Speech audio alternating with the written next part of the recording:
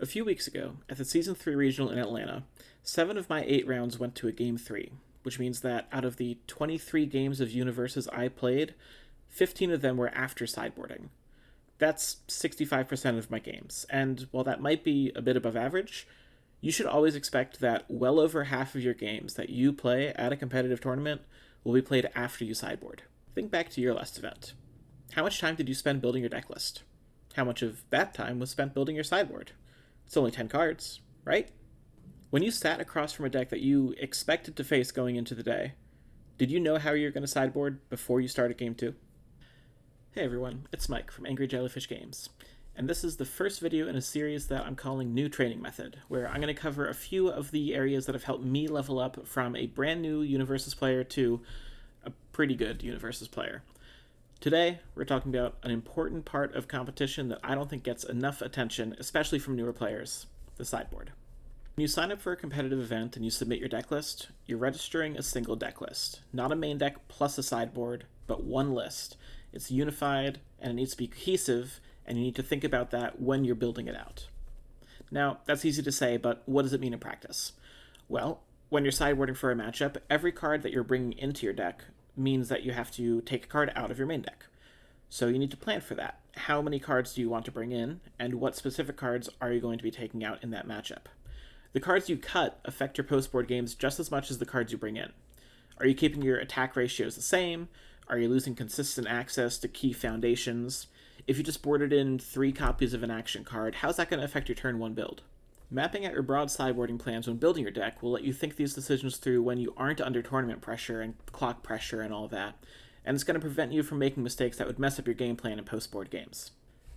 When you enter an event, you can usually get a decent prediction of the metagame and have an idea of the 3 or 4 most common decks that you're going to face. If you would be siding in the same cards for a majority of those matchups, you should consider instead running those cards in your main deck and boarding them out in the matchups where you don't want them.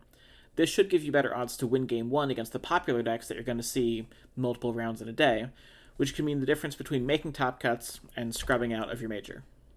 Think about why you selected your deck for the event. You probably have some matchups where you expect to be heavily favored, but you'll also have matchups that'll be uphill battles. One of the reasons I love competitive universes is that none of the matchups feel truly one-sided, but you'll still have some matchups that feel like a 70-30 one way or the other. In order to win a major tournament, you have to be a good player, but you also have to be lucky. Sometimes that means checking a 6 when it decides the game, but it also means dodging your bad matchups during the Swiss rounds of an event. When you look at your sideboard construction, you only get 10 slots to work with, and that's not going to cover every possibility. You'll be better served using your sideboards to turn 50-50 matchups into 60-40s, rather than try to turn your 30-70 matches into 40-60s, or vice versa, trying to get an 80% matchup post-board. You don't necessarily need to spend sideboard slots making your good matchups better, and you might not want to spend sideboard slots making your bad matchups a little bit better, if it's not going to really decide the outcome of the match overall. Now, if you think that 1 or 2 of those top 3 decks are 70-30 matches against what you're bringing and they're going to be losing battles, then you might need to consider bringing a different deck to the event, and that's going to be a topic in my next video. After you sit down for a round, you reveal characters, you roll dice to see who's going to go first, you should be able to recognize your role in the matchup. Are you the more aggressive or the more defensive side of the table? When the matchup is 2 ends of the spectrum, like a Toga 3 aggro deck versus Rodan control, it's pretty easy to determine which role you're going to be in. When the matchup is closer, like your Toga 3 deck versus Ryukyu, it's more likely that whoever gets to go first is going to take on that aggressive role. Your sideboarding plan should change based on which role you are taking in that game, which often means that your sideboard map should look different when you go first than when you go second. You'll want copies of Runaway when you're going second to not get high rolled on turn 2, but if you get the first crack at attacking, you don't necessarily want these purely defensive cards taking up space in your hands. When you go to a third game, look at your sideboard again and make any changes if needed. Maybe your role is changing because the turn order has changed. Maybe you learned something new about your opponent's deck that merits a different deck configuration on your end. And most importantly, remember that your opponent gets to sideboard each game too. You should be boarding in anticipation of their post-board deck, not their pre-board deck.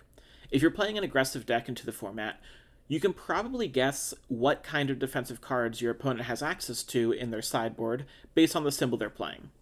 You can use your sideboard to answer those cards, even if they weren't in your opponent's deck game 1. This is Justin Birch's Smiling Titan list that he played in Atlanta.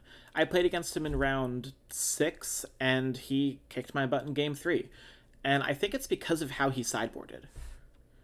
His sideboard consists of exactly 3 cards, 4-4-2 split, of Intense Stare, Facing Danger, and League of Villains. So Intense Stare is doing what I was just talking about. He was ready for the cards I was bringing in against him. I had copies of Pageant Queen to zero out the speed on his attack, but he was able to, at form speed, commit my defensive foundations and just crunch in with his 9 difficulty moves or whatever. He also had League of Villains as another way to cancel those powerful resets on my foundations, so all the stuff I was bringing in was immediately answered. He didn't need to see it game 1. He knew what I had access to, and he sideboarded it appropriately. The other card in his sideboard, Facing Danger, I can only assume is for the mirror match. He knew he was coming in as the villain of the tournament in Smiling Titan, and his sideboard shows that. He has 6 slots to answer all the things that people were packing for him, and 4 slots to win the mirror. So to summarize, 1 deck list, not 2. You want to plan ahead and map out your sideboard plan against the popular matches that you expect to see, not just what you're bringing in, but also what you're going to cut. You want to use your sideboard slots wisely when deck building. Don't waste them on matchups that you're very unlikely to win. Don't waste them on matchups that you're very likely to win. When you're playing your game, recognize your role, sideboard accordingly. And finally, preempt your rival. They are a human being. They will learn from what you're doing. If you can stay 1 step ahead, that's how you're going to win your matches. Tell me what you think about this in the comments below. If you have any questions, come at me in the Discords. I look like that. I have a few more level up topics in the bank for future new training method videos, but if you have any suggestions, let me know. Until then, peace.